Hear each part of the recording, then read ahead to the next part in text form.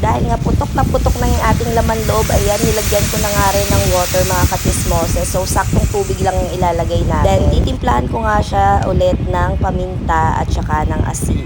So, ayan guys, kung makikita nyo, no, saktong tubig lang yung nilagay ko para naman talagang kumapit yung ating mga nilagay na pampalasa muna sa ating laman loob. Then, mag-a-add ako ng another water kapag kumulo na tong nilagay nating unang tubig. So, maglalagay ako ng sinigang mix para naman may onting putik ng asim ang ating niluluto. And ayan guys, tinakpan ko lang and hinayaan ko nga lang siyang maluto ng gusto. So, ayan guys, pwede na tayong kumain. Thank you for watching. See you on my next video and don't forget to like, share, and subscribe. Bye-bye!